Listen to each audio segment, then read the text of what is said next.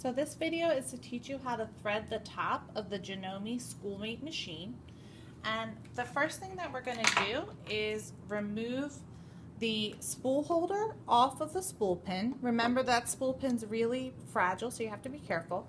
You just slide that off the end, and then you're going to go ahead and put your spool of thread on.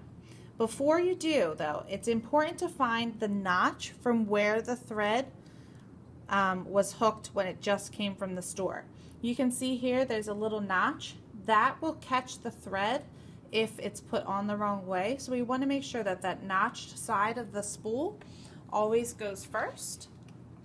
And then you can just go ahead and slide that on and slide on your spool holder so that it touches the spool. Okay? Once that's on there, you can go ahead and grab your slack, and now we're going to thread the machine. The best way to do, if you forget what you're supposed to do, is just take a look here at the thread guide. Okay, it has a diagram of all the steps and places you need to go to make sure that you're threaded.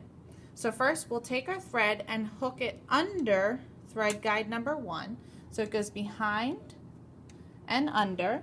Okay, you can lift it up a little bit to make sure it's all the way under.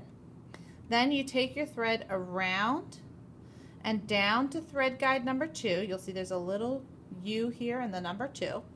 And then back up to the thread take-up lever.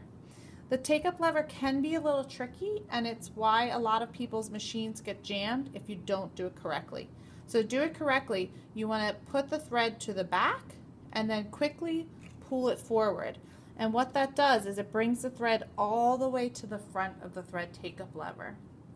If it doesn't work the first time when you pull it quickly, what you can do is put a finger here to hold the thread in place and then give it a tug, and that'll give it enough tension that'll come all the way forward in the thread take-up lever.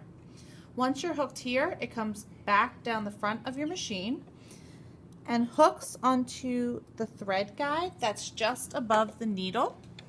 Okay. Once you're threaded through that hook, then you're ready to thread the needle. What you want to do is cut your thread so that it's nice and clean on the end. Having frays will make it very hard to thread the needle. So you want to trim it, and then you can put that thread right through the eye of the needle, coming from the front of the machine to the back. Then you pull your thread, okay? Make sure it's not looped around the needle in any way. And to finish up, you just put the thread underneath the presser foot by sliding it through this front part, and then the top is all done and you're ready to move on to the bobbin.